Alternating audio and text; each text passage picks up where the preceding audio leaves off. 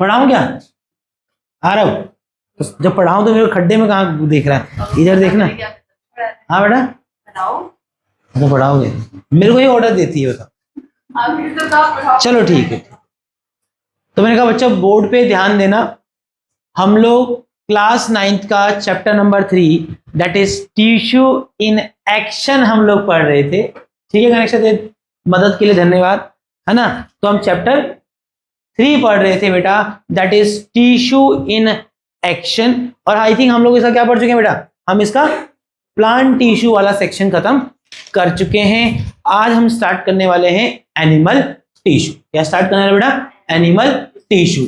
चलिए अब तुम्हारे सिलेबस की बात करें बेटा, तो एनिमल टिश्यू जो आपके सिलेबस में है, तो 4 तरह के एनिमल टिश्यूज हैं जिनको आपको पढ़ाया जाएगा, आपको पढ़ना है। उनके अगर नाम आपको बता दिए जाए तो एनिमल टिश्यू बेटा 4 तरह के होते हैं। पहला है एपिथेलियल टिश्यू, बात करेंगे क्या है कैसा है। Connecting tissue, muscular tissue, and the last जो आपको एनिमल टिश्यू में पढ़ना रहेगा that is nerve tissue, that is nerve tissue. तो चलो हम स्टार्ट करेंगे किससे बेटा? एपिथेलियल टिश्यू से। किससे स्टार्ट करेंगे? Epithelial tissue. देखो एपिथेलियल टिश्यू है क्या? Epithelial tissue form the outer covering of the body and the lines the internal organ. आपके बॉडी का जो आउटर कवरिंग, जो आपका स्किन है, आपकी बॉडी का जो आउटर कवरिंग, स्पेसिफिकली बोले तो स्किन क्या है? एक एपिथेलियल टिश्यू है। क्या है? एक एपिथेलियल टिश्यू है। तो एपिथेलियल टिश्यू एक तरह का क्या है? एक ऐसा टिश्यू है जो आपकी बॉडी में एक आउटर कवरिंग बनाता है, बॉडी में प्रोटेक्शन का काम कर रहा है। और सिर्फ आपके बॉडी के आउटर कवरिंग को नहीं, आपकी बॉडी के अंदर जितने भी इंटरनल ऑर्गन्स हैं, हार्ट, किडनी, लंग्स, यहाँ तक कि ब्लड वेसल, इसके बाहर और इसके अंदर भी इसकी लेयर मौजूद होती है। जैसे मैं हार्ट की ही बात करूं तो हार्ट क्या है? कैविटी, अंदर से खोखला होता है हार्ट, तभी तो ब्लड जाता है उसमें, है कि नहीं। अब हार्ट के ऊपर भी अगर आप देखेंगे तो एक लेयर मौजूद होती है, एक प्रोटेक्टिव लेयर मौजूद होती है। वो प्रोटेक्टिव लेयर किसकी होती है? एपिथेलियल टिश्यू की होती है। और सिर्फ उसके बाहर नहीं, उसके अंदर जो कैविटी है, जो उसके इनर साइड है या इनर सरफेस है, उस पे भी एपिथेलियल टिश्यू मौजूद होता है। अगर आप अपने माउथ को ऐसे जीभ से यहाँ टच करेंगे तो आपको कुछ मुलायम सा महसूस होता होगा, है ना। जो आपकी बकल कैविटी, जिसको माउथ कैविटी भी आप कहते हैं, उस पर अगर आप साइड पे जीभ लगाएं तो आपको कुछ ऐसा मुलायम सा, सॉफ्ट सा महसूस होता होगा। दैट इज आल्सो क्या? Epithelial tissue. हम चैप्टर में पढ़ेंगे कौन, क्योंकि एपिथेलियल टिश्यू के भी कई सारे टाइप्स है। तो मैं ये कहीं नहीं कह रहा कि हर जगह एपिथेलियल टिश्यू एक जैसा है, बट मैं ये जरूर कह रहा हूं कि एपिथेलियल टिश्यू आपके बॉडी के आउटर कवरिंग को बनाता है, और यहां तक कि आपके बॉडी के कई तरह के इंटरनल ऑर्गन के आउटर और इनर सरफेस पे इसकी एक पतली लेयर मौजूद होती है जो कि प्रोटेक्शन का और उसके अलावा और भी काम करती है, बट मेनली प्रोटेक्शन और बाकी ऑर्गन से सेपरेट रखने का काम तो कर ही रहा है। ठीक है, उसमें उदाहरण मैंने दिया कि आपकी स्किन एक एपिथेलियल टिश्यू है। अब कौन सा वाला है उसकी हम बात करेंगे। आपके माउथ में जो अंदर बकल कैविटी है, माउथ की बकल कैविटी कहते हैं उसको, उसके अंदर जो आप मसल्स महसूस करते, मसल नहीं कहेंगे, मसल तो अलग टिश्यू होगा, जो आपके सॉफ्ट सा लेयर मौजूद होता होगा बकल कैविटी में, that is also epithelial tissue. तो समझ आया एपिथेलियल टिश्यू क्या है? Epithelial tissue form the outer covering of body and the internal organ. आपके इंटरनल ऑर्गन और आउटर बॉडी की जो कवरिंग है उसको बनाता है कौन? Epithelial tissue. ठीक है, इसके कैरेक्टरिस्टिक्स क्या है? किसके? एपिथेलियल टिश्यू के। पहला कैरेक्टरिस्टिक है cell are closely packed. Epithelial tissue के जो सेल होते हैं वो क्या होते हैं? एक दूसरे के बहुत क्लोजली पैक्ड होते हैं। क्या होते हैं? क्लोजली पैक्ड होते हैं। और जब आपने कहा कि उसके सेल क्लोजली पैक्ड होते हैं, अंडरस्टूड है दूसरा पॉइंट, जब सेल क्लोजली पैक्ड होंगे तो ऑब्वियस सी बात है वहां ज्यादा इंटरसेलुलर स्पेस होगा नहीं, है कि नहीं। तो दूसरा पॉइंट समझ आना चाहिए कि सेल क्लोजली पैक्ड होते हैं, यही कारण है कि it have very little intercellular space. और मैंने कई बार बताया है कि इंटरसेलुलर स्पेस क्या होता है? क्या होता है? जो बहुत सारे सेल आपस में मिलके टिश्यू बना रहे हैं, उनके बीच में जो स्पेस मौजूद होता है उसको कहते हैं क्या? Intercellular space. क्या कहते हैं? Intercellular space. Form protective covering, ये ऑलरेडी बता दिया कि एपिथेलियल टिश्यू जिस भी ऑर्गन, चाहे वो इंटरनल ऑर्गन है चाहे आपके बॉडी के आउटर कवरिंग में मौजूद है, तो मुख्यतः काम क्या कर रहा है, प्रोटेक्शन का काम, ये प्रोटेक्टिव कवरिंग का काम करता है। और कहाँ का कवर करता है, ऑलरेडी बताया, ये आपकी बॉडी के सरफेस और बॉडी के इंटरनल ऑर्गन को कवर करता है, कवर करता है। चलिए आगे बढ़ेंगे दोस्तों। चलिए बात कर रहे हैं फंक्शन ऑफ एपिथेलियल टिश्यू। अब एपिथेलियल टिश्यू के क्या क्या फंक्शन है, एपिथेलियल टिश्यू के क्या क्या फंक्शन है। तो अगर मैं एपिथेलियल टिश्यू के फंक्शन की बात करूं तो पहला फंक्शन है प्रोटेक्शन। अब यहां पर भी ध्यान रखना, एपिथेलियल अलग अलग तरह के होते हैं और अलग अलग तरह के एपिथेलियल के अलग अलग काम है। बट जब हम एपिथेलियल के फंक्शन पूछेंगे तो उन जितने भी एपिथेलियल टिश्यू के टाइप्स के फंक्शन है वो सारे के सारे किसके फंक्शन हो जाएंगे, इन शॉर्ट एपिथेलियल के फंक्शन हो जाएंगे। बाकी हम डिटेल में पढ़ेंगे कौन सा फंक्शन कौन सा एपिथेलियल करता है और कहां मौजूद होता है। बट इन जनरल अभी बात कर रहे हैं कि कोई सा भी टाइप का एपिथेलियल हो तो क्या क्या फंक्शन एपिथेलियल टिश्यू करता है। बॉडी में प्रोटेक्शन का काम, जैसे स्किन वाला एपिथेलियल क्या कर रहा है, प्रोटेक्शन का काम कर रहा है, ठीक है। एब्जॉर्प्शन, आपकी बॉडी में कहीं पे एब्जॉर्प्शन होता है, जैसे कि स्मॉल इंटेस्टाइन, जब खाना पचता है तो खाना पच के कहाँ रहता है, स्मॉल इंटेस्टाइन में रहता है, तो वहां से उसको क्या करना होता है, एब्जॉर्ब करके ब्लड में पहुंचाना होता है। तो ये काम भी वहां कौन करता है, एपिथेलियल टिश्यू करता है। कौन सा एपिथेलियल करता है वो मैं आपको जब उसके टाइप्स पढ़ाऊंगा तो बताऊंगा। फिलहाल आपको याद रखना है कि फंक्शंस क्या क्या है, प्रोटेक्शन करना, सर्टेन बॉडी पार्ट्स में अलग अलग तरह के सब्सटेंस को वहां से एब्जॉर्ब कराने का काम हो गया।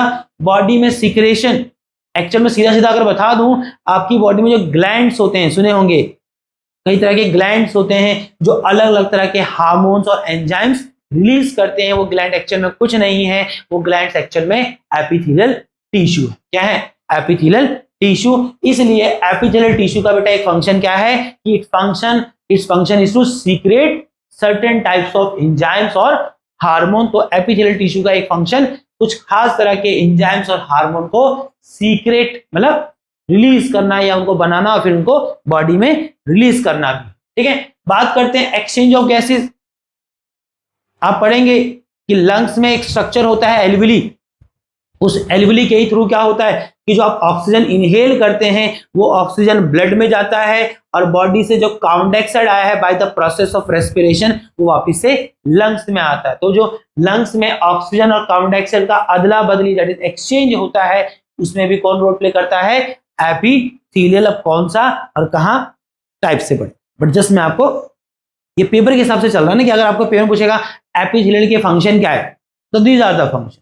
बट आप भी जानते हैं ऐसा नहीं लिखेंगे, आप थोड़ा सा स्पेसिफाई करेंगे। मैं साथ साथ आपको कुछ बोल भी दे रहा हूं जो आप भी आगे जाके पढ़ ही लेंगे और जान जाएंगे, है कि नहीं। And the last is sensory reception. आपकी बॉडी में जितने भी सेंसरी ऑर्गन हैं, लाइक आपका आईज लाइट सेंस करता है, कान साउंड सेंस करता है, टंग टेस्ट सेंस करता है, नोज क्या सेंस करता है, स्मेल।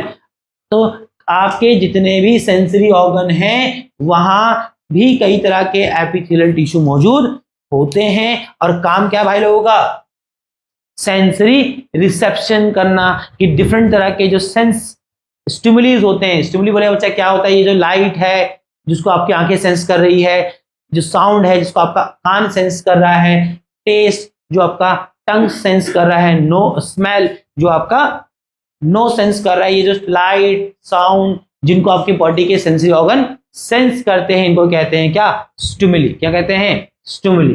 तो सेंसरी रिसेप्टर का काम क्या है, डिफरेंट तरह के स्टिमुलीज को सेंस करने का काम।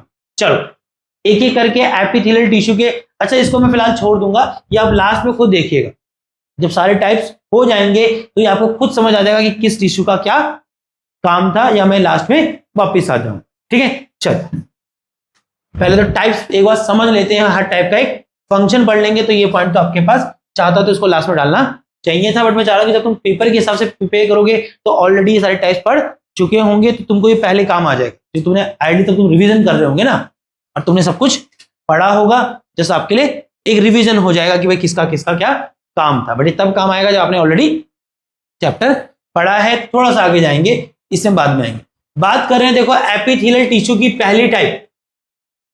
एपिथेलियल टिश्यू की जो पहली टाइप आपको पढ़नी है दैट इज स्क्यूमस एपिथेलियम। क्या, स्क्यूमस एपिथेलियम।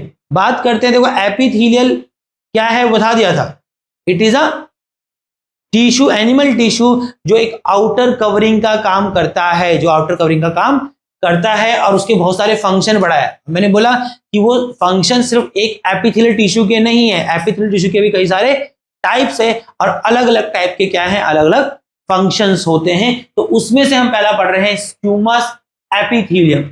अगर हम बात करें स्क्यूमस एपिथेलियम, जो एपिथेलियम का पहला टाइप हम पढ़ रहे हैं, उसकी स्ट्रक्चर की बात करें तो बेटा सिंगल लेयर, क्योंकि टिश्यू है कई सारे सेलों से मिलकर बना होगा, बट इंपॉर्टेंट है कि यहां जो सेल स्क्यूमस एपिथेलियम को मिलके बना रहे हैं वो सारे के सारे सेल क्या है, एक ही लाइन पे होते हैं, सिर्फ और सिर्फ एक सिंगल लेयर बनाते हैं। क्या ना, एक सिंगल लेयर बनाते हैं, क्या ना, जस्ट एक सिंगल लेयर बनाते हैं। यहाँ जो सेल है बहुत ही थिन होते हैं और सेल थिन होने के साथ साथ इसके पास जो सेल है वो कैसे सेल है, फ्लैट सेल होते हैं। उन सेल का अगर स्ट्रक्चर देखें तो सेल स्ट्रक्चर अपने सेल चैप्टर नहीं पढ़ा कि सेल कई तरह के होते हैं, राउंड, ओवल, सिलेंड्रिकल, है कि नहीं।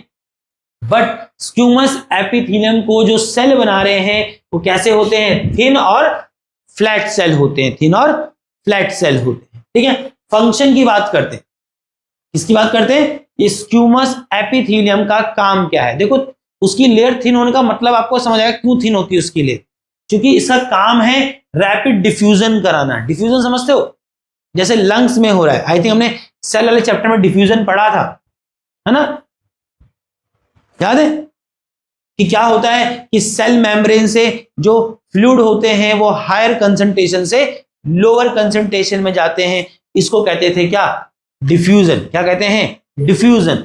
और स्क्यूमस एपिथेलियम का पहला फंक्शन क्या है, डिफ्यूजन कराना, वो भी कैसे, तेजी से डिफ्यूजन कराना। अब तुम समझ आए इसकी लेयर पतली क्यों होती है, क्योंकि ज्यादा मोटा होगा तो तुम भी जान रहे हो कि वो डिफ्यूजन को बाधित ही करेगा, डिफ्यूजन को प्रमोट नहीं करेगा। ठीक है, तो आपको ये समझ आएगा कि सिंगल लेयर और थिन फ्लैट सेल क्यों होते हैं, क्योंकि उसका काम है डिफ्यूजन कराना, या कह सकते हैं गैसेस का एक्सचेंज कराना। और वो कब संभव होगा, जब उसकी लेयर मोटी होगी, तब तो डिफ्यूजन और गैसेस का एक्सचेंज बाधित हो जाएगा, उसको ऑब्स्टिकल आएगा।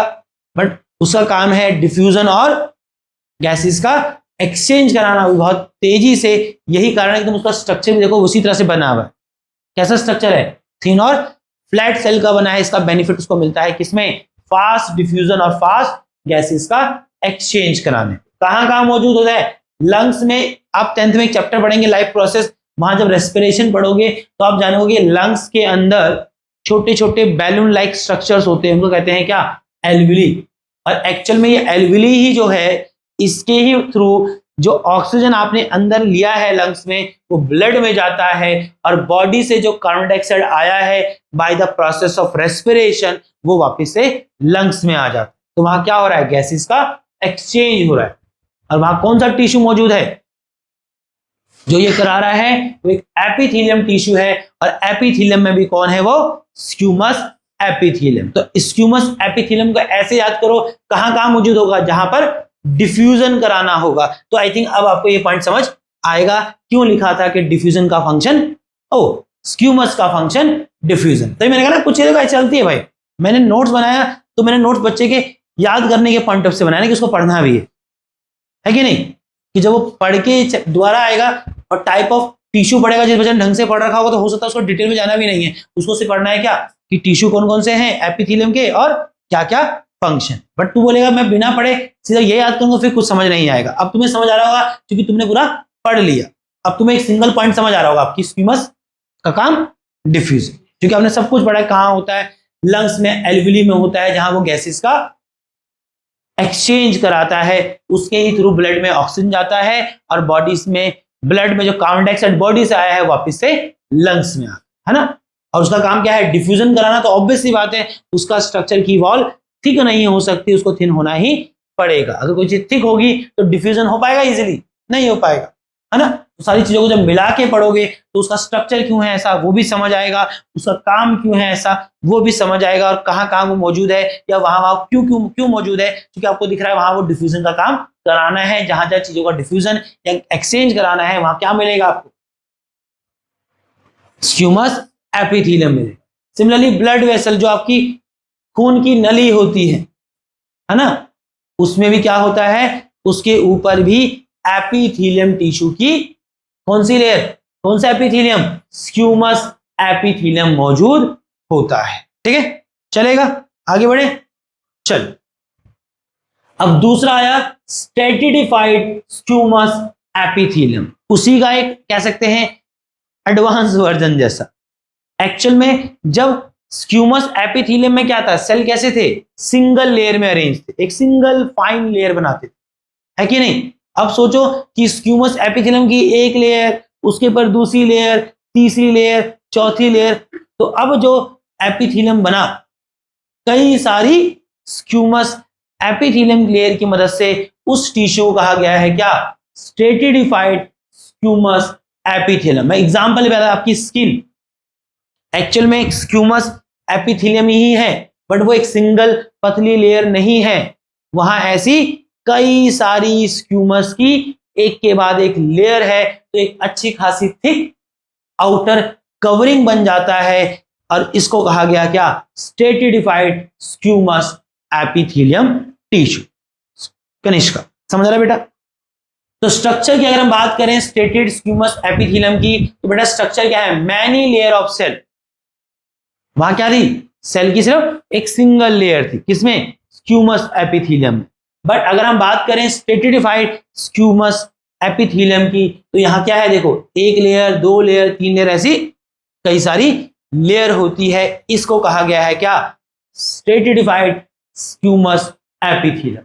आउटर सेल एट फ्लैट, इसके जो सब बाहरी सेल होते हैं वो कैसे होते हैं, स्ट्रक्चर फ्लैट ही होता है, बट कई सारे फ्लैट सेलों की क्या है, लेयर होती है। क्या होती है, लेयर होती है। आपने स्किन देखा होगा, जब स्किन निकलता है तो उसके अंदर भी स्किन ही रहता है ना।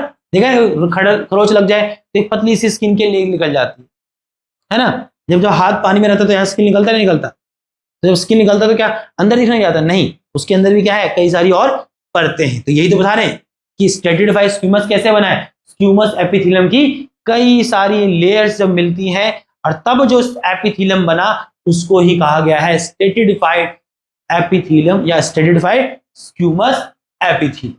काम क्या है, वही प्रोटेक्शन फ्रॉम फ्रिक्शन। आप चलते हैं, फिरते हैं, इधर उधर रगड़ते हैं, एक दूसरे बंदे से भी टकरा जाते होंगे, तो उस दौरान जो छोटी मोटी फ्रिक्शन होती है उससे आपको प्रोटेक्ट करता है ना। नहीं करता स्किन। अब तू बाइक लेके तगड़ा ही गिर जाएगा तब थोड़ी ना वो स्टील का स्किन बना रखा, तो रगड़ेगा। बट आप देखते हैं, खेलते कूदते समय छोटी मोटी छलांग लगाते हैं, तब भी अच्छा खासा फ्रिक्शन होता है। बट क्या आपके इंटरनल ऑर्गन डैमेज होते हैं, नहीं होते हैं। जो आपके स्किन के अंदर मसल्स हैं या और तरह के टिश्यू, क्या वो डैमेज होते हैं, नहीं होते हैं। क्योंकि स्किन जो एक स्ट्रेटिफाइड स्क्यूमस एपिथेलियम है, इसका ही काम है आपकी बॉडी को छोटी मोटे फ्रिक्शन या इंजरी से प्रिवेंट करने का। तनिष्का बेटा, प्रोटेक्शन अगेंस्ट इंजरीज, ऑब्वियसली मैं बोल चुका हूं कि इसका काम आपको छोटी मोटी इंजरी से प्रिवेंट करने का भी है। कहां कहां मौजूद है, आपकी स्किन में मौजूद है, माउथ का मैंने बताया आपको, है कि नहीं। बच्चा कहता है कहां फ्रिक्शन से बचाता है, अरे मैंने कहा मुंह में जब तेरे छाले हो जाते हैं ना, तो जो खाना तू मिर्ची मसाला इतना दबा के खाता है, तो तेरे को कोई बंदा बिना मिर्च का भी खिलाएगा ना, तेरे को खाना मुश्किल हो जाता है, तब लगता है बहुत तेज, है ना। तब तू ये समझ आएगा कि वो जो पतली सी लेयर वहां मौजूद है, किसकी, स्ट्रेटिफाइड स्क्यूमस की, वो क्या काम कर रही है कि नहीं। कभी मुंह में छाले हो जाएंगे और तुमको गलती से मिर्च का खाना में खिला देगी, तो तुमको पता लगेगा कि वो मिर्च कहाँ जाके लगती है। बट आमतौर पे लगती है क्या, आमतौर पे नहीं लगती। क्यों नहीं लगती, अरे वहां एक एपिथेलियम टिश्यू मौजूद है जो आपको प्रोटेक्ट करने का काम कर रहा है उन स्पाइसेस से। ठीक है, चलिए। ऑसोफेगस जानते हो, दैट इज फूड पाइप। आपका जो फूड पाइप है उसके ऊपर भी एपिथेलियम की लेयर होती है। बट बेटा ये आपका काम है, कौन सा एपिथेलियम, जो कि एपिथेलियम के भी कई टाइप है बेटा, तो आपको स्पेसिफिक रहना है पेपर में। अगर पूछेगा कि फूड पाइप पे कैसा एपिथेलियम है, that is stratified squamous epithelium, है कि नहीं। चलिए, फिर आएगा बेटा तीसरा, कहते कि दूसरा था क्या, अच्छा तीसरा, हाँ, स्क्यूमस हो गया एंड देन स्ट्रेटिफाइड स्क्यूमस हो गया and then third is glandular epithelium. देखो ग्रैंडुलर एपिथेलियम कुछ नहीं है, ये एक मॉडिफाइड एपिथेलियम है। जब कई सारे एपिथेलियम टिश्यू की लेयर आपस में मिलते मिलते क्या होती है, फोल्ड हो जाती है। क्या हो जाती है, फोल्ड हो जाती है, तो बनता है क्या, ग्लैंडुलर एपिथीलियम। तो क्या बनता है बेटा, ग्लैंडुलर एपिथीलियम टिश्यू।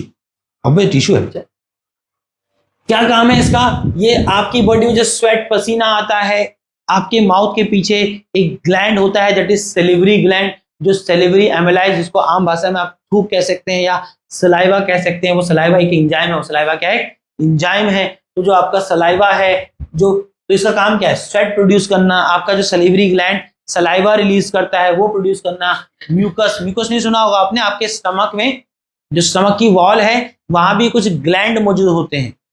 वो ग्लैंड एक्चुअल में क्या है, ग्लैंडुलर एपिथीलियम है। ग्लैंड का नाम है गैस्ट्रिक ग्लैंड, ग्लैंड का नाम है गैस्ट्रिक ग्लैंड। जो गैस्ट्रिक जूस बनाता है, उस गैस्ट्रिक जूस में HCl होता है, पिप्सिन होता है और क्या होता है, म्यूकस, जिसका वो नाम यहाँ ले रहा है। वो म्यूकस क्या करता है, आपके स्टमक को, जो बॉडी में HCl निकल रहा है स्टमक में गैस्ट्रिक जूस में, उससे प्रिवेंट करने का काम करता है। ठीक है, और बॉडी में कई तरह के एंजाइम्स और हार्मोन प्रोड्यूस करने का काम किसका है भाई, ग्लैंडुलर एपिथीलियम टिश्यू का है। ठीक है, और मैंने कहा कि आपके जो ग्लैंड्स आप कहते हैं, है ना, वो एक्चुअल में कुछ नहीं है, they are glandular epithelium tissue ही है। ठीक है, चलो कहाँ मौजूद है, आपके स्वेट ग्लैंड समझते होंगे जिनसे पसीना निकलता है, उनमें मौजूद होता है आपका, मैंने ऑलरेडी नाम लिया, सेलिवरी ग्लैंड, जो आपकी बकल कैविटी, जो माउथ का कैविटी, उसके ठीक पीछे एक ग्लैंड होता है सेलिवरी ग्लैंड, वो भी क्या है, ग्लैंडुलर एपिथीलियम टिश्यू वहां मौजूद है। और आपके स्टमक में भी मौजूद होता है ग्लैंडुलर एपिथीलियम टिश्यू। और मैंने बताया अभी कि स्टमक में उसका नाम क्या है, गैस्ट्रिक ग्लैंड, जो कि गैस्ट्रिक एंजाइम्स रिलीज करता है। तो क्या काम है उसका, ये तो लिखा था, काम है एंजाइम्स रिलीज करना। क्या काम है, एंजाइम्स रिलीज करना। ठीक है, फिर आएगा देखो, फिर चौथा है बेटा एपिथीलियम का type, that is ciliated epithelium. क्या नाम है, सिलिएटेड एपिथीलियम।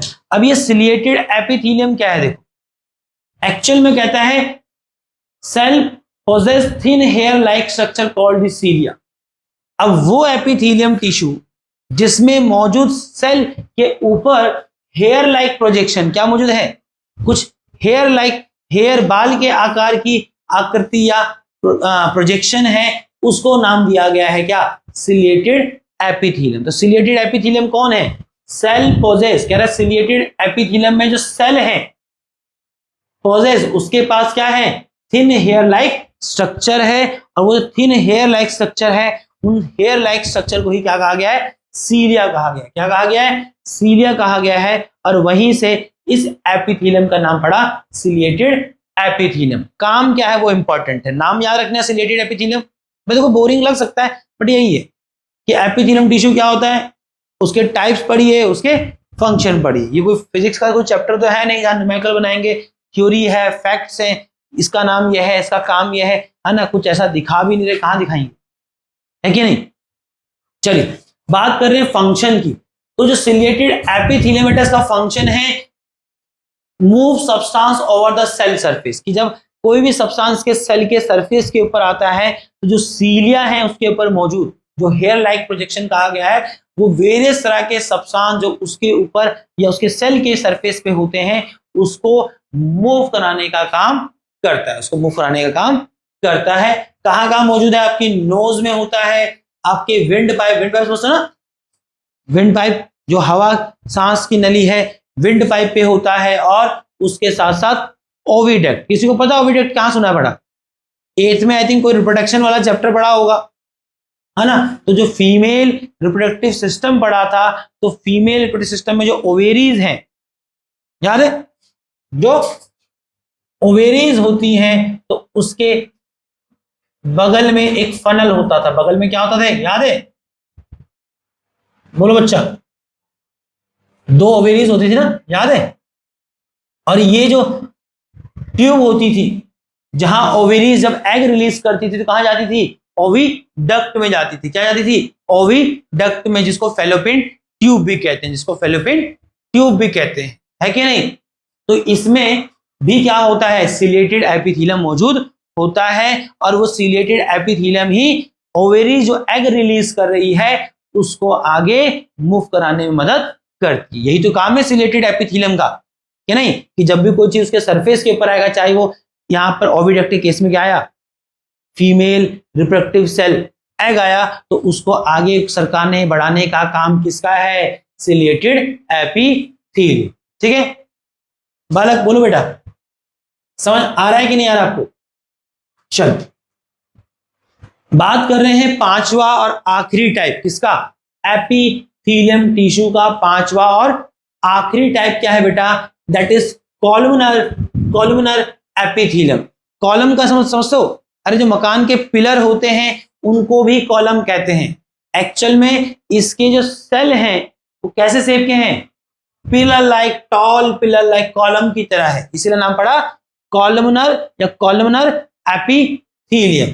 ठीक है, तो उसका जो नाम पड़ा है वो किससे पड़ा, किसके आधार पे पड़ा है, जिन सेलों से मिलके बना है उन सेलों का जो शेप है वो पिलर कॉलम की तरह होता है, इसलिए इसका नाम पड़ा कॉलमनर एपिथेलियम टिश्यू। तो स्ट्रक्चर बता दिया कि इसके सेल कैसे हैं, टॉल और पिलर लाइक स्ट्रक्चर सेल है। काम क्या है भाई का, काम है भाई का एब्जॉर्प्शन कराना और सीक्रेशन कराना। कई जगह पे ये क्या कर रहा है, एब्जॉर्ब कराने का काम कर रहा है, कई जगह पे ये कुछ चीज प्रोड्यूस रिलीज करता है, जिसको अंग्रेजी बायोलॉजी की भाषा में सीक्रेशन भी कहते हैं। ठीक है, कहाँ कहाँ मौजूद है, स्मॉल इंटेस्टाइन में। कहाँ मौजूद है, स्मॉल इंटेस्टाइन में। थोड़ा सा अगर मैं आपको आइडिया दूं, आपकी जो स्मॉल इंटेस्टाइन होती है ना, वो ऐसी खोखली नहीं होती, तुम कहीं सोचो खोखली है, तुमको लग रहा है सिर्फ ट्यूब है, ऐसा नहीं है, ऐसा नहीं है। इस स्मॉल इंटेस्टाइन के अंदर भी ऐसे हेयर लाइक प्रोजेक्शन होते हैं। क्या होते हैं, हेयर लाइक प्रोजेक्शन होते हैं, इनको कहते हैं विलीज। क्या कहते हैं इनको, विलीज। अब जब खाना डाइजेस्ट होता है स्मॉल इंटेस्टाइन में, तो क्या उस भोजन की जरूरत बॉडी को नहीं है जो डाइजेस्टेड फूड हुआ, अब वो तो कहां पड़ा है, वो तो स्मॉल इंटेस्टाइन में पड़ा है। अब वो स्मॉल इंटेस्टाइन से पूरी बॉडी में कब जाएगा, जो वहां से एब्जॉर्ब होके ब्लड में जाएगा और आके जाके ब्लड का काम है उसको पूरी बॉडी में सर्कुलेट कराने का, है कि नहीं। तो एक्चुअल में जो आपका स्मॉल इंटेस्टाइन है उसमें जो विलीज हैं, उस विलीज में ही मौजूद है क्या, कॉलमनर एपिथेलियम, जो कि काम कर रहे हैं वहां किसका, एब्जॉर्प्शन का। किसका, एब्जॉर्प्शन का। किसका एब्जॉर्प्शन, वो वहां स्मॉल इंटेस्टाइन में जो फूड डाइजेस्ट हो चुका है उसको एब्जॉर्ब करते हैं। क्या करते हैं, उसको एब्जॉर्ब करते हैं, और एब्जॉर्ब करके आपकी जो ब्लड स्ट्रीम है, जो ब्लड वेसल्स हैं, उसमें पहुंचाते हैं, फिर बाद में ब्लड उसको पूरी बॉडी में सर्कुलेट करता है। ठीक है दोस्तों, तो क्या काम है कॉलमनर एपिथेलियम का, याद रहेगा, इसका काम है एब्जॉर्प्शन कराना और सीक्रेशन कराना। ठीक है, कहाँ कहाँ मौजूद है, आपकी स्मॉल इंटेस्टाइन और आपका जो डाइजेस्टिव ट्रैक है, वो पूरा रास्ता जिससे होके भोजन गुजरता है ड्यूरिंग द डाइजेशन, उसको कहा गया डाइजेस्टिव ट्रैक। उस पे भी क्या मौजूद है, कॉलमनर एपिथेलियम टिश्यू मौजूद होता है। ठीक है, तो ये हमने पहला टाइप पढ़ लिया, क्या, epithelium tissue. Plant animal tissue का पहला टाइप था एपिथेलियम टिश्यू।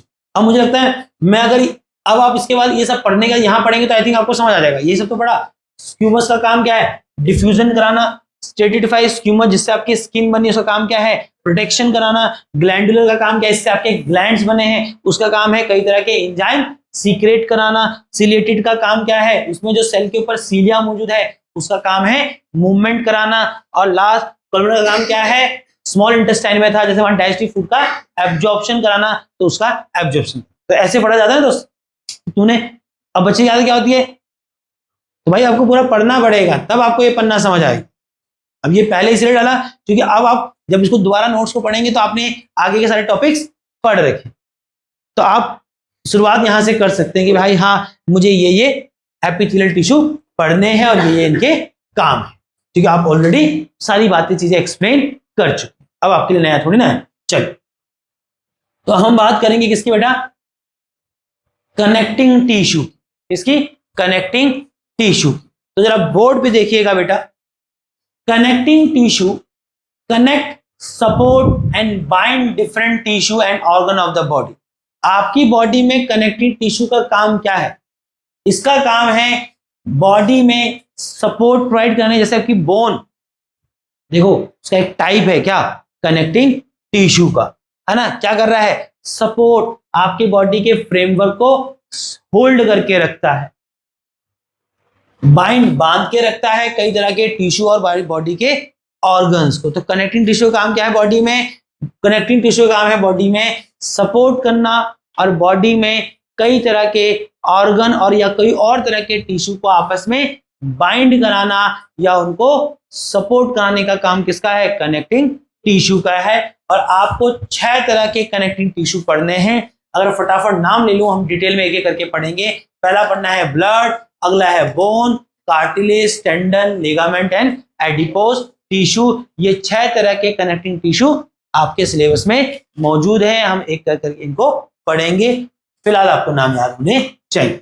चलिए, अच्छा कनेक्टिंग टिश्यू के एक बार फंक्शन पढ़ लेते हैं। ये देखो फंक्शन, जब टाइप्स पढ़ोगे ना तो टाइप के जो जो काम है वही सब क्या है, कनेक्टिंग टिश्यू के फंक्शन हो जाएंगे, है कि नहीं। अभी कनेक्टिंग टिश्यू के हम जब टाइप्स पढ़ेंगे तो हर टाइप का अपना अपना फंक्शन है। बड़ी सारे टाइप किसके हैं, कनेक्टिंग टिश्यू के हैं। तो जो इनके फंक्शन आप पढ़ेंगे तो वैसे ही आपको कनेक्टिंग टिश्यू के फंक्शंस समझ आ जाएंगे किसका क्या काम, ठीक है। चलो, बट फिर भी एक बार पढ़ेंगे कनेक्टिंग टिश्यू काम क्या है कि कुछ कनेक्टिंग टिश्यू बॉडी के डिफरेंट पार्ट्स को कनेक्ट करने का काम करते हैं। कुछ कनेक्टिंग टिश्यू बॉडी में कई तरह के ऑर्गन को सपोर्ट करने का काम करते हैं। कई तरह के कनेक्टिंग टिश्यू बॉडी के जो डेलिकेट नाजुक ऑर्गन है, हार्ट, लंग्स, ब्रेन, इसको प्रोटेक्ट करने का काम भी करता है। तुम भी जानते हो कनेक्टिंग टिश्यू कौन है, बोन है। कौन है, बोन। बोन ही आपके ब्रेन को बचाता है। आपका जो हार्ट और लंग जो डेलिकेट सेंसिटिव ऑर्गन है, तुम जानते हो यहाँ पूरा एक हड्डियों का केज होता है, इसको रिब केज कहते हैं, है ना। तो समझ रहे हो कि बोन का काम है प्रोटेक्शन कराना, ठीक है। कई कनेक्टिंग टिश्यू फैट स्टोर करते हैं, एडिपोज टिश्यू हम पढ़ेंगे। तो कुछ कनेक्टिंग टिश्यू काम फैट को स्टोर कराना भी है। और लास्ट, कुछ कनेक्टिंग टिश्यू या कुछ टिश्यू का कनेक्टिंग टिश्यू काम बॉडी में ट्रांसपोर्टेशन कराना है। उदाहरण दो तो ब्लड, ब्लड एक कनेक्टिंग टिश्यू है जो बॉडी में ट्रांसपोर्ट करा रहा है। और ये सब बातें अगर तुम्हें लगी मैंने बहुत तेजी से बोली तो कोई दिक्कत नहीं है। जब हम कनेक्टिंग टिश्यू के एक एक टाइप्स को पढ़ेंगे तो ये सारे पॉइंट्स आपके पास ऑलरेडी वैसे ही बने जाए, ठीक है। हर टाइप का एक फंक्शन है और हर टाइप का जो फंक्शन है वो फंक्शन एक्चुअल में किसका है, कनेक्टिंग टिश्यू का ही है। चलिए, तो आ जाते हैं अपने पहले कनेक्टिंग टिश्यू पे जो हमें पढ़ना है। तो पहला कनेक्टिंग टिश्यू जो हम पढ़ रहे हैं बेटा वो है ब्लड। अब जो ब्लड एक कनेक्टिंग टिश्यू है बेटा, ये खुद 4 तरह के कंपोनेंट से मिलके बना है। खुद 4 तरह के कंपोनेंट से मिलके बना है। और वो 4 तरह के कंपोनेंट क्या है बेटा, पहला है प्लाज्मा, दूसरा रेड ब्लड सेल, इसको आरबीसी भी कहते हैं, व्हाइट ब्लड सेल और प्लेटलेट। एक एक करके बात कर लेते हैं। देखो, ब्लड का पहला कंपोनेंट जो प्लाज्मा है, और अच्छा ब्लड क्या करता है सबको पता है, बॉडी में जितने भी तरह के न्यूट्रिशन का ट्रांसपोर्टेशन हो रहा है, बॉडी में जो ऑक्सीजन का ट्रांसपोर्टेशन हो रहा है, बॉडी में जो वेस्ट बन रहा है उसको एक पार्ट से दूसरे पार्ट तक ट्रांसपोर्ट कराने का, जितना भी बॉडी में अलग तरह के चीजों का सब्सटेंस का ट्रांसपोर्टेशन हो रहा है तो कौन कराता है, ब्लड कराता है। कौन कराता है, ब्लड कराता है। और ब्लड के कितने कंपोनेंट है, 4 कंपोनेंट है। पहला कंपोनेंट पढ़ रहे हैं प्लाज्मा। ब्लड में कि सभी कंपोनेंट की अगर बात करें तो उसमें से 80 to 90% ब्लड में प्लाज्मा ही होता है। Plasma is nothing that is water. Simply क्या कंटेन करता है प्लाज्मा, मैंने क्या कहा, ब्लड में 85 to 90% प्लाज्मा ही है ना। किससे बना है, कुछ नहीं, वाटर है। और बच्चा का ऐसा काम क्या है, अरे ब्लड का काम है फ्लो करना, और ये प्लाज्मा ही ब्लड को फ्लूइडिटी दैट इज तरलता प्रदान करता है, जिसके वजह से ब्लड इजीली फ्लो कर पाता है। अगर ब्लड में प्लाज्मा की मात्रा कम हो जाएगी तो खून गाढ़ा होगा, खून गाढ़ा होगा तो खून फ्लो नहीं कर पाएगा, खून फ्लो नहीं कर पाएगा तो बॉडी में कई तरह के सब्सटेंस का ट्रांसपोर्टेशन नहीं हो पाएगा और हार्ट अटैक आ जाएगा। ऑब्वियस सी बात है ना, खून गाढ़ा हो जाएगा तो हार्ट अटैक के चांसेस बढ़ जाएंगे, ठीक है। तो समझ आया प्लाज्मा क्या करता है। प्लाज्मा ब्लड में 80 to 90% के कंसंट्रेशन में मौजूद होता है। ब्लड जो फ्लो कर पाता है उसका कारण, या ब्लड की जो फ्लूइडिटी है उसका कारण कौन है, प्लाज्मा। और एक फंक्शन में इसका और बता देता हूं, ब्लड में जो कार्बन डाइऑक्साइड का ट्रांसपोर्टेशन होता है, आप ऑक्सीजन लेते हैं वो ऑक्सीजन आपके सेलों तक पहुंचता है, और सेलों में रेस्पिरेशन होता है, और उस रेस्पिरेशन प्रोसेस के दौरान क्या बनती है, कार्बन डाइऑक्साइड। बट वो सेल में जो कार्बन डाइऑक्साइड बना उसको वापस से लंग्स तक कौन लेके आता है, प्लाज्मा लेके आता है, क्योंकि plasma is nothing that is water. और केमिस्ट्री पढ़ के आ रहे हो, सोल्युबिलिटी चैप्टर पढ़ा था।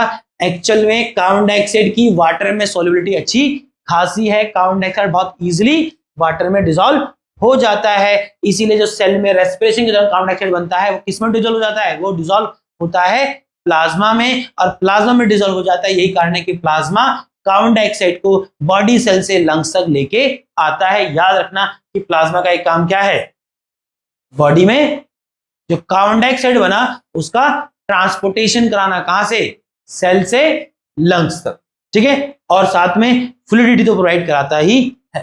फिर आता है रेड ब्लड सेल, फिर आता है रेड ब्लड सेल। जो दूसरा कंपोनेंट आपको ब्लड का पढ़ना है that is RBC, red blood cell. Red blood cell एक रेड कलर का पिगमेंट कैरी करता है, उसको कहते हैं क्या, हीमोग्लोबिन। और ये जो रेड कलर का pigment haemoglobin red blood cell के अंदर होता है, इसके वजह से ही ब्लड का कलर रेड होता है। क्या होता है, ब्लड का कलर रेड होता है, क्योंकि प्लाज्मा तो पानी है, ट्रांसपेरेंट होता है। अब उस प्लाज्मा में ही क्या है, रेड ब्लड सेल है, और उस रेड ब्लड सेल में क्या है, एक रेड कलर का पिगमेंट हीमोग्लोबिन मौजूद है, which is red in colour. और वो रेड इन कलर है, यही कारण है कि ब्लड भी कलर में रेड हो जाता है। बात करते हैं इसके काम क्या है। रेड ब्लड सेल में जो हीमोग्लोबिन है उसमें ऑक्सीजन आसानी से डिसॉल्व हो जाता है। ऑक्सीजन वाटर में इतना अच्छा डिसॉल्व नहीं होता है जितना अच्छा वो डिसॉल्व हीमोग्लोबिन में हो जाता है। और यही कारण है कि ब्लड में या बॉडी में जो लंग्स में ऑक्सीजन गया, उस ऑक्सीजन को बॉडी के सभी सेल तक कौन पहुंचाता है, तुम कहोगे ब्लड में भी कौन, रेड ब्लड सेल। और रेड ब्लड सेल में भी कौन, एक्चुअल में हीमोग्लोबिन, ठीक है। तो याद रहेगा। अच्छा, 2-3 फैक्ट और बता देता हूं कि जो रेड ब्लड सेल होता है बेटा, इस रेड ब्लड सेल का न्यूक्लियस नहीं होता है, इसमें न्यूक्लियस नहीं होता है। और न्यूक्लियस ना होने की वजह से रेड ब्लड सेल का जीवन काल दैट इज लाइफ स्पैन बहुत छोटा होता है, कुछ 40 से 45 दिन का। कि अगर एक रेड सेल आज बनेगा तो उसका जीवन काल 40 से कुछ 45 दिन तक ही रहता है। रीजन न्यूक्लियस नहीं होता है, ठीक है। अच्छा, दूसरी बात और बता दें रेड ब्लड सेल बनते क्या है। आपकी जो बोन्स होती है ना, वो अंदर से खोखली होती है, उसको बोन मैरो कहते हैं। क्या कहते हैं, बोन मैरो। तो जो बोन मैरो होती हैं वहां बनते हैं नए रेड ब्लड सेल। क्योंकि आपकी बॉडी में आप जान रहे हैं कि रेड ब्लड सेल की उम्र होती है, वो पैदा हुआ तो कभी मर भी जाएगा, है कि नहीं। तो उसका लगातार बनना भी जरूरी है, नहीं तो रेड ब्लड सेल खत्म हो जाएंगे, फिर ऑक्सीजन कौन कैरी करेगा, फिर मर जाओगे, है कि नहीं। तो क्या होता है, आपकी बॉडी में नए रेड ब्लड सेल बनते रहते हैं। बट याद रखना कहां बनते हैं, बोन मैरो में बनते हैं। कहां बनते हैं, बोन मैरो में बनते हैं। भूल जाओगे क्या, कुछ पता नहीं तुम्हारा। तीसरा बेटा, व्हाइट ब्लड सेल। ब्लड का जो तीसरा कंपोनेंट है बेटा वो क्या है, व्हाइट ब्लड सेल।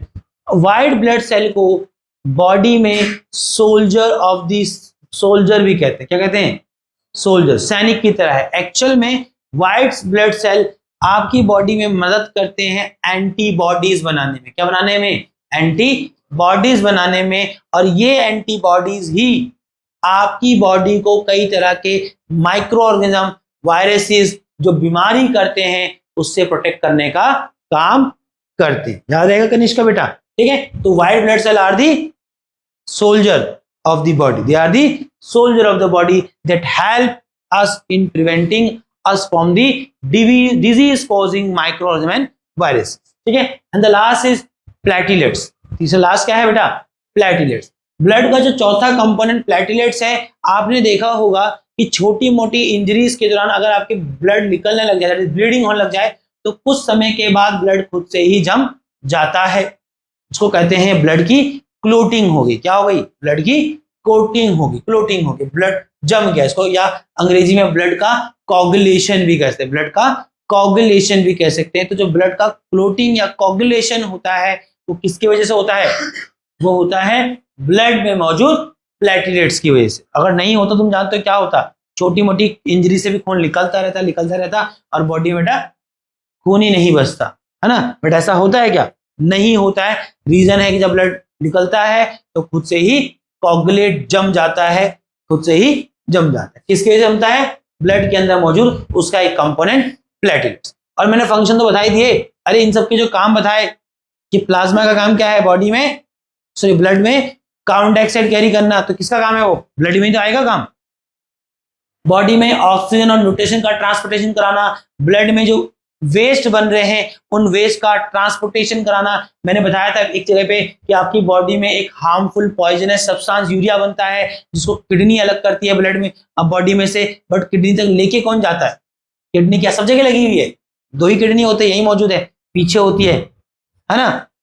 तो ब्लड ही वो यूरिया अपने अंदर कैरी करता है और जब ब्लड फ्लो करता है तो उसमें मौजूद यूरिया भी किडनी तक पहुंचता है और तब किडनी ब्लड में से यूरिया को अलग करती है। दूसरे शब्दों में हम ये कह सकते हैं कि ब्लड बॉडी में वेस्ट रिमूव करने का काम भी करता है कि नहीं।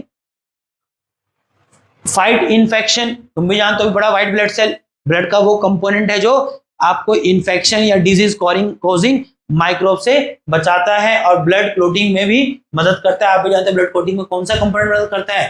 प्लेटलेट्स। कौन करता है? प्लेटलेट। ये सारे किसके फंक्शन हो जाते हैं? सारे के सारे फंक्शन ब्लड के हो जाते हैं। ठीक है दोस्त, चल तो ये सब तुम्हारे लिए है कि ब्लड के 4 कंपोनेंट है। प्लाज्मा क्या करता है? ट्रांसपोर्ट मीडियम है, इसका ट्रांसपोर्टेशन कराना है। ये red blood cell, white blood cell, platelet सबके सब किसके अंदर डिसॉल्व है? किसके अंदर मिले हुए हैं? प्लाज्मा। वो प्लाज्मा है वो फ्लो करता है तो इसके साथ ये सारे भी फ्लो करते हैं। और बात की मैंने बोली थी कॉम्प्लेक्स का ट्रांसपोर्टेशन भी प्लाज्मा कराता है। आरबीसी का काम क्या है? हीमोग्लोबिन कंटेन करता है और ऑक्सीजन को कैरी करता है। डब्ल्यूबीसी बॉडी को डिफेंस करता है, प्रोटेक्ट करने का काम करता है। प्लेटलेट का काम क्या है? ब्लड की क्लोटिंग कराना, है कि नहीं? बोलो बच्चा। अब दूसरा कनेक्टिंग टिश्यू आया, जिससे पहले मैं थोड़ा पानी पीना चाहूंगा क्योंकि बोलते बोलते मेरा मुंह सूख गया। चलिए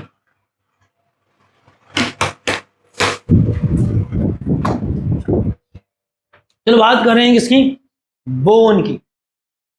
बोन भी एक कनेक्टिंग टिश्यू है जिसके अगर हम कैरेक्टरिस्टिक्स विशेषता की बात करें तो बोन जो है वो हार्ड और रिजिड होता है। आई थिंक हार्ड का मतलब समझते होंगे, ठोस, और रिजिड का मतलब जो जिसकी शेप इजीली क्या, जिसकी शेप चेंज नहीं होती, जिसकी शेप चेंज नहीं होती मतलब फ्लेक्सिबल नहीं होता, है ना। कहीं गिरोगे तो मजबूत जरूर होता है बट बेटा लचीला नहीं होता है, ज्यादा जोर पड़ गया तो टूट ही जाता है, फिर टूट ही जाता है, नहीं छोटी।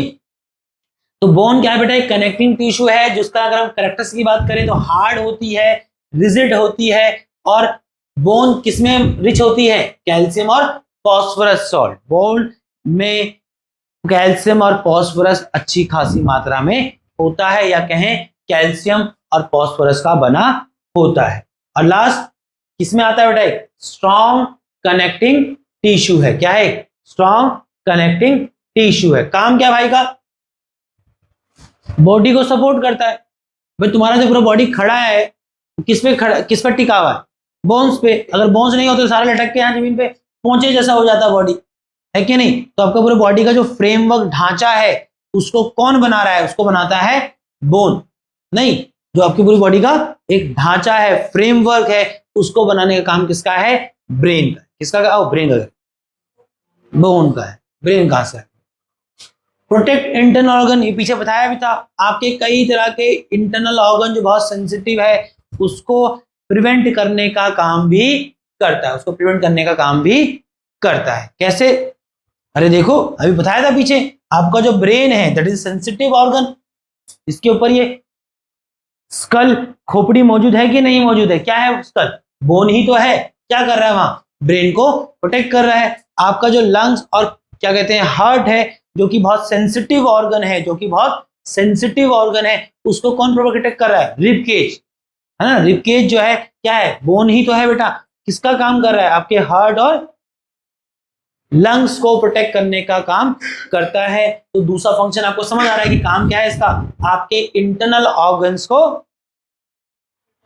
ऑर्गन्स को प्रोटेक्ट करने का काम करता है। And the last help in movement. Help in movement body में जब मूवमेंट हो रही है तब से मैं इधर से उधर करे जा रहा हूँ, मूवमेंट में भी मदद करता है। एक्चुअल में मूवमेंट कराती है मसल्स, बट मसल्स अभी मसल टिश्यू पढ़ेंगे तो समझ आएगी बात, बट एक्चुअल में मूवमेंट होती है मसल टिश्यू की वजह से, बट मसल टिश्यू भी किससे चिपका रहता है? बोन से चिपका रहता है। तो मसल टिश्यू में जो कंप्रेशन और एक्सप्रेशन, मतलब मसल टिश्यू जब कंप्रेस और रिलैक्स होती है, इसकी वजह से क्या होता है? मूवमेंट होता है, बट वो मसल भी किस में मौजूद होता है? वो भी बोन पे चिपका होता है। तो आइडली हम कह सकते हैं कि बोन भी मूवमेंट में मदद करती है। बोन ही नहीं होती तो मूवमेंट किसका करा, है कि नहीं? फिर तीसरा आता है बेटा कार्टिलेज। बोन के बाद जो तीसरा कनेक्टिंग टिश्यू पढ़ना है कार्टिलेज। और जब भी कार्टिलेज पढ़ोगे तो अपनी नाक और अपने कान को देख लेना। आपका जो कान है देखो सॉफ्ट भी नहीं है और बोन जितना हार्ड भी नहीं है, बट हार्ड है, बोन जितना हार्ड नहीं है। नाक देखो अंदर है, ये ऊपर का नहीं। नाक देखो तो नाक भी किसका बना है? Cartilage tissue. तो जब भी कार्टिलेज टिश्यू की बात करेंगे तो मैंने कहा कनिष्का अपने कान और नाक को याद कर लेना। आपके कान और नाक जो है वो किसके बने हैं? Cartilage tissue.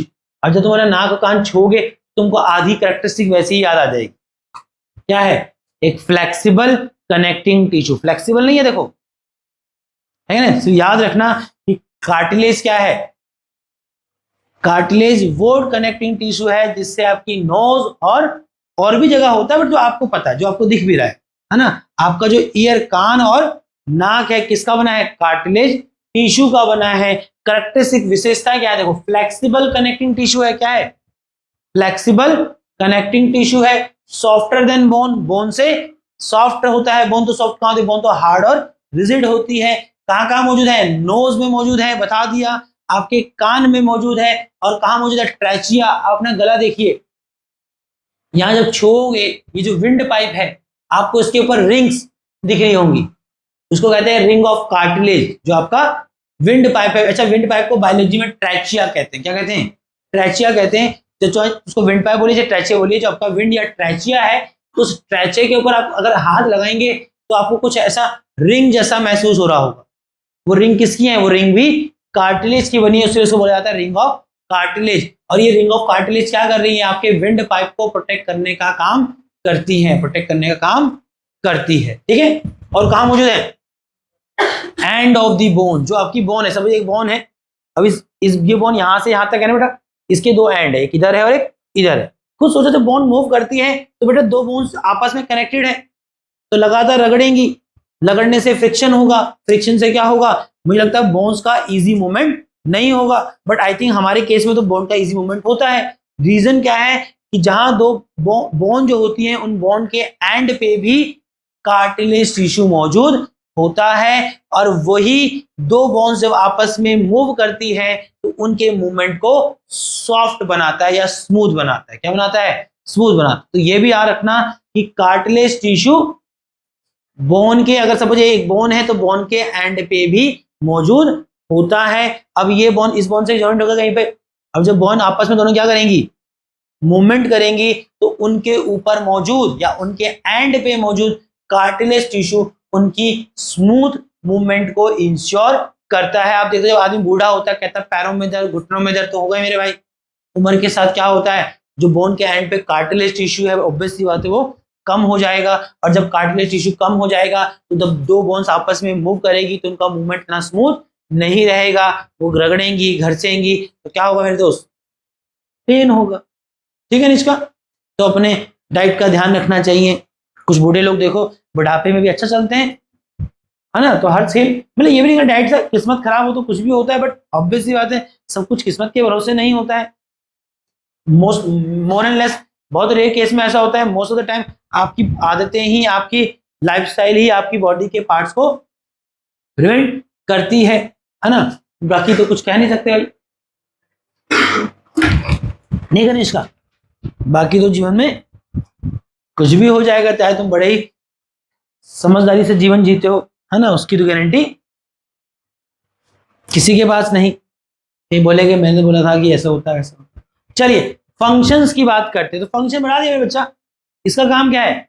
फ्लेक्सिबिलिटी प्रोवाइड कराना, रिड्यूस फ्रिक्शन, जो बोन्स के ऊपर मौजूद होता है और जब दो बोन्स आपस में मूव करती है तो उनके बीच का फ्रिक्शन घटाने का काम करता है, और कई केसेस में भाई शॉक एब्जॉर्ब करने का काम भी करता है। कौन? Cartilage tissue. याद रहेगा मेरे बच्चा? चलें आगे। चलो, अब आ गया चौथा कनेक्टिंग टिश्यू। आ गया चौथा connecting tissue, that is tendon. That is tendon. Easy ऐसे भी है यार को। टेंडन बेटा वो कनेक्टिंग टिश्यू है जो बॉडी में मसल्स को बोन से कनेक्ट कर रहा है। बॉडी में आपकी जो मसल्स है किस पे कटकी हुई है? अटकी हुई है? कटकी हुई नहीं, किस पे लटका हुआ है? झूल रहा है क्या? नहीं, किस पे है ये? बोन्स पे चिपका हुआ है। तो फेविकोल से चिपका रखा है क्या? एक टिश्यू है, दैट टिश्यू इज ज्वाइनिंग और connecting the muscles with the bone. तो मसल जो आपके बोन से ज्वाइन है तो उसको ज्वाइन करने का काम किसका है? Tendon. Tendon is that connecting tissue जो मसल्स को बोन से कनेक्ट करता है। ठीक है। कैरेक्टरिस्टिक क्या होता है? स्ट्रांग होता है, टफ होता है और लेस इलास्टिक, बहुत ज्यादा इलास्टिक नहीं होता है। क्या? टेंडन। बट इंपॉर्टेंट है, क्या काम है? मैंने उसके फंक्शन से ही स्टार्ट किया। भाई का काम है मसल्स और बोन्स को आपस में कनेक्ट करने का काम करता है। फंक्शन क्या है? वही जो मसल का फोर्स होता है, क्योंकि मैंने आपको बताया कि मूवमेंट के लिए जो फोर्स आता है वो मसल से ही आता है ना। तो जो मसल का फोर्स होता है उसको बोन्स तक कौन पहुंचाता है? टेंडन। क्योंकि टेंडन ही वो कनेक्टिंग टिश्यू है जो बोन और मसल्स को आपस में कनेक्ट या ज्वाइन करने का काम कर, है ना। उठो, नहीं तो सबके मुंह पे पानी डाल, ऐसे बोतल से सब पे पलट दूंगा। हाँ, एसी बंद कर दूंगा कल से, फिर जब गर्मी लगेगी। हाँ, बात करें बेटा पांचवा, that is ligament. That is ligament. देखो लिगामेंट क्या है, यहां देखो, लिगामेंट एक कनेक्टिंग टिश्यू है बेटा जो बोन को बोन से कनेक्ट करता है। देखो ना, तो दो एक जॉइंट पे दो बोन भी तो होती है, जैसे ये देखो एल्बो, ये अलग बोन है और ये अलग बोन है। अब ये दोनों बोन्स क्या है? यहां पर जुड़ी हुई है कि नहीं। अब इन दो बोन्स को आपस में जोड़ने का काम किसका है? एक कनेक्टिंग टिश्यू का है। नाम याद रखिए, उस कनेक्टिंग टिश्यू का नाम है ligament. Ligament is the connecting tissue which join bone to bone, जो एक हड्डी को दूसरे बोन से, दैट इज हड्डी से जोड़ता है। क्या होता है इसके? स्ट्रॉन्ग है, इलास्टिक है, फ्लेक्सिबल है, याद कर सकते हो। अब इसका क्या अर्थ समझाना? फ्लेक्सिबल क्या होता है जानते हो, स्ट्रॉन्ग क्या होता है वो भी जानते हो, इलास्टिक क्या होता है वो भी जानते हो। तो याद रखो कि लिगामेंट कैसा होता है? स्ट्रॉन्ग, इलास्टिक और फ्लेक्सिबल। ठीक है। Keep the joint stable while allowing the movement. और यही लिगामेंट क्या करता है? मूवमेंट के दौरान आपके जॉइंट को स्टेबल रखता है कि नहीं। तो आपके जब दो बोन्स आपस में मूव करते हैं तो उनकी मूवमेंट के दौरान बोन्स को एक जगह पे या स्टेबल रखने का काम किसका है? लिगामेंट टिश्यू का है। ठीक है। एंड द लास्ट इज, अच्छा दैट इज एडिपोज टिश्यू आएगा, बट उससे पहले दोनों में अंतर आएगा, फटाफट पढ़ सकते हैं। टेंडन क्या बेटा? मसल्स को एंड बोन्स को ज्वाइन करता है। लिगामेंट बोन को बोन से ज्वाइन करता है। लेस इलास्टिक होता है, वो ज्यादा इलास्टिक होता है। व्हाइट कलर का फाइबर होता है, इसका जो रेशा होता है जिसका बना है वो कैसा होता है? कलर में व्हाइट होता है। इसका येलो इलास्टिक फाइबर जैसा फाइबर होता है, और ये मदद करता है मूवमेंट में, और ये जॉइंट को स्टेबल रखने का या स्टेबलाइज करने का काम करता है। ठीक है दोस्तों, चलो बात कर रहे हैं बेटा last connecting tissue, that is adipose. That is adipose tissue. Adipose tissue क्या है बेटा? कैरेक्टरिस्टिक क्या है? Fat storing tissue. ये बॉडी में एक ऐसा टिश्यू है जो फैट को स्टोर करने का काम करता है। आप जब बहुत ज्यादा खाएंगे, काम कम करेंगे, तो बॉडी में जो फैट है वो बर्न नहीं होगा, तो काम बॉडी कहाँ फेंकेगा उसको? तो एडिपोज टिश्यू ही वो टिश्यू है जो बॉडी में जो एक्सेस फैट है, भाई आप खाते बॉडी फैट बनेगा, फैट आप बर्न कर लेते हैं, बट जो बॉडी में फैट बन रहा है उस फैट को कौन स्टोर करता है? Adipose tissue. Large fat filled cell, और इसके जो सेल होते हैं बड़े लार्ज होते हैं, जो कि किससे भरे हुए होते हैं? फैट से, है ना। अब जो आदमी बहुत खाता है, देखा ना, मोटा हो जाता है कि नहीं। तो जब हम हिंदी में कहते हैं चर्बी, चर्बी बड़ी जमा हो गई, वो चर्बी is nothing that is adipose tissue ही है जो उस चर्बी दैट इज फैट को स्टोर करने का काम करता है। यहां तो कोई मोटा नहीं है ना, नहीं है ना यहाँ, देखो मेरे को ही देखो, मुझे मोटा नहीं बोल सकते, मेरे में कहाँ बॉडी में फैट है, देखो मसल ही है, स्किन, स्किन के बाद मसल, रत्ती भर का फैट नहीं है, रत्ती भर का फैट नहीं है। बट मैं उदाहरण दे रहा हूँ थोड़ा सा रेफरेंस के, बट आप कुछ लोग बहुत क्या बोलेंगे, मोटे नहीं बोलना चाहिए, मोटा, पर हिंदी में मोटा ही बोलते हैं ना उसको, है ना। अब अंग्रेजी बोल के कोई इसका मतलब थोड़ा बदल जाएगा, है ना। तो उनकी बॉडी तुम देखो फैट बहुत ज्यादा हो, मैं सिर्फ समझाने के लिए समझा रहा हूँ। वो फैट कहाँ स्टोर होता है, याद रखना, वो फैट स्टोर होता है बेटा, उसके लिए भी बॉडी में टिश्यू, देखो हर काम के लिए टिश्यू, तो जो फैट बन रहा है, जो एक्स्ट्रा चर्बी या फैट इकट्ठा हो रहा है, उसके लिए भी एक टिश्यू है, that is adipose tissue. Function क्या है, स्टोर एनर्जी। आपकी बॉडी में इसका काम क्या है, एनर्जी स्टोर करने का काम करता है। इंसुलेट द बॉडी, बॉडी को इंसुलेट रखता है, बाहर ठंडी है वो ठंडी लगने नहीं देता। जानवर लोग ज्यादा यूज करते हैं, जैसे पोलर बियर आपने देखा हो, है ना, वो क्या करता है, वहां 6 महीने दिन और 6 महीने रात होती है। अब जब 6 महीने रात होगी तो भैया शिकार कर नहीं पाएगा, ठंडा बहुत बढ़ जाएगा, तो क्या करता है, आपने सुना होगा हाइबरनेशन में चला जाता है, क्या बोलते हैं, हाइबरनेशन में जाता है, 6 महीने गुफा में छुप जाता है ना। अब क्या करता है, तो 6 महीने बेटा पहले खा भी लेता है, तो जब शिकार करता है, जिसका भी जन्म देखते नहीं होंगे, है ना, तो जो शिकार भी करता है तो पूरा शिकार नहीं खाता, शिकार का भी सिर्फ वो हिस्सा खाता है जिसमें फैट ज्यादा है, क्योंकि उसको भी पता है तुम्हारे से ज्यादा शाना है।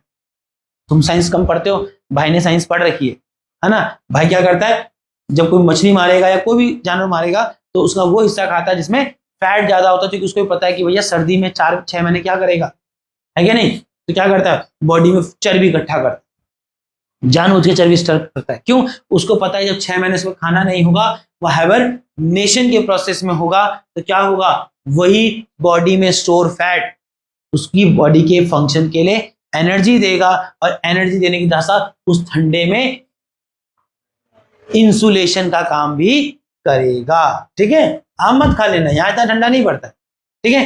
प्रोटेक्ट ऑर्गन, एडिपोज टिश्यू जो है बेटा, वो बॉडी के कई ऑर्गन को प्रोटेक्ट करने का काम भी करता है। ठीक है दोस्त, चिराग, मेंटेन बॉडी टेम्परेचर, ऑब्वियसली बात है, बॉडी के तापमान को मेंटेन करने का काम भी एडिपोज टिश्यू करता है। अभी तो बताया, कहां काम हो जाता है, आपके अंडर द स्किन। एक्चुअल में आपकी जो स्किन है, जो कि ऐसा टिश्यू है, एपिथेलियल टिश्यू, याद रखो, आज ही पढ़ा है ना। आपकी जो स्किन है और आपका जो मसल है, इनके बीच में मौजूद होता है क्या, एडिपोज टिश्यू। ठीक है, किडनी के आसपास मिल जाएगा और हार्ट के आसपास भी मिल जाएगा, बट एक सही मात्रा में होना चाहिए, एक अधिक मात्रा में होगा तो फिर बेकार, फिर वो बेकार, फिर भागो, रनिंग करो, जिम जाओ, है ना। चलिए,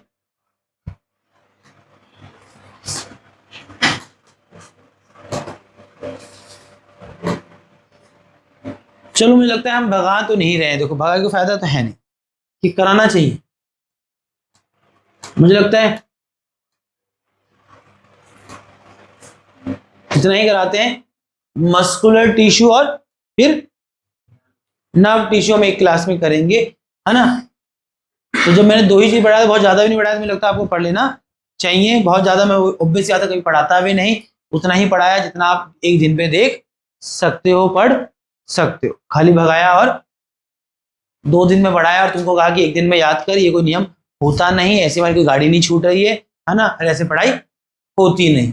ठीक है, ऐसे पढ़ाई करते हैं वो लोग जो साल भर पढ़ते नहीं, पेपर से एक रात पहले पढ़ते हैं, वो खाली फालतू का मेहनत करते हैं, उससे होता कुछ है क्या, नहीं होगा। तो डेली पढ़ा करो थोड़ा थोड़ा, नहीं कनिष्का, अब डेली थोड़ा थोड़ा भी नहीं पढ़ेगा मेरा बच्चा तो मैं क्या करूंगा, नहीं ना उसका कनिष्का, तो मैं क्या करूं। तो कनिष्का, इसी बात पे तुम्हारी क्लास को छोड़ दिया जाए। एक मक्खी आंख घूम रही है, मेरा कैमरे के बटन पे ना चढ़ जाए, चढ़ तो नहीं गई, बंदी तो नहीं कर दिया, हाँ कनिष्का,